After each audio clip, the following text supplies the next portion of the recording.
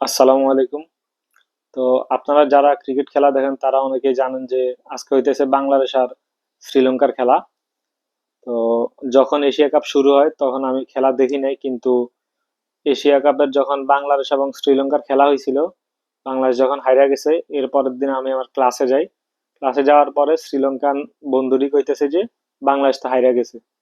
আমি কই আমি তো খেলা দেখি নাই, আমি বাংলাদেশের খেলা দেখা বাদ দিছি অনেক আগেই। তো ওরা তো এডি মানতেছে না, ওরা তারপর আমার সামনে এমনি নাগিন নাচ দেখাইতেছে। ওই যে অনেক আগের নাগিন ইয়াটা কইরা এরা নাগিন ডান্স দেখাইতেছে। আচ্ছা, গেছে। এরপরে আবার বাংলাদেশ নাকি আফগানিস্তানের লগে জিতছে, এটাও আমি ওগো কাছ থেকে শুনছি। এরপরে যখন গত 2-3 দিন আগে আইলো ওই যে বাংলাদেশ আর শ্রীলঙ্কার ম্যাচ, সরি শ্রীলঙ্কা আর আফগানিস্তানের ম্যাচ। তো যদি শ্রীলঙ্কা হাইরা যায় তাহলে বাংলাদেশও বাদ হয়ে যাবে, দেশে যাইব। তো আমার শ্রীলঙ্কান বন্ধু এটি কইতেছে যে আজকে যদি আমরা হাইরা যাই তাহলে তোরা বাড়ির দিকে যাবি গা, কিন্তু আমরা ঠিকই উঠে যাবো সেমিফাইনালে। তারপরে আমি কইছিলাম আচ্ছা দেখা যাক কি হয়। তারপরে অনেক টানাটানির পরে শ্রীলঙ্কা জিতলো। জিতার পরে যাক বাংলাদেশ কোয়ালিফাই করলো।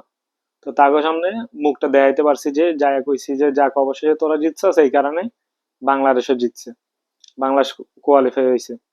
তো আজকে হইতেছে বাংলাদেশ আর শ্রীলঙ্কার ম্যাচ, বাংলাদেশ সময়ে সম্ভবত 8:30টার দিকে। তো আজকে যদি বাংলাদেশ না জিতে, আগামী পরশু ক্লাস আছে, পরশু আমি ক্লাসে গেলে ওর সামনে সবসময় পচানি খাইতে হইব যে বাংলাদেশের এই অবস্থা, এই সেই এমনি এমনি। তারপর আমি মাঝখান দিয়ে বুঝ দিছি যে বাংলাদেশে এখন সাকিব নাই, মাহমুদুল্লাহ, মুশফিক, মাশরাফি এডি কেউই নাই, এই কারণে বাংলাদেশ খারাপ টিম হয়ে গেছে, বাংলাদেশ বাদ হয়ে যাইব। তারপরে যাই হোক, ওডি আমার সামনে শুধু এমনি এমনি নাগিন দেখাইতেছে। তো এখন যে কোনো মূল্যে হোক আজকে বাংলাদেশে জিততে হইব। যদিও বাংলাদেশের খেলা দেখা ছেড়ে দিয়েছে আরো 2-3 বছর আগেই, বাংলাদেশের যখন ভালো ভালো প্লেয়াররা বাদ পড়ে গেছে এই কারণেই।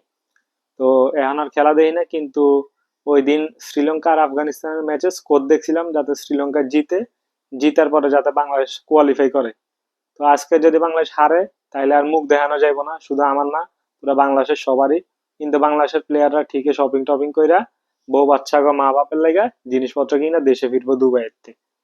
তো এই হইলো অবস্থা। বেস্ট অফ লাক বাংলাদেশ, যাতে মুখ রক্ষাটা হয়।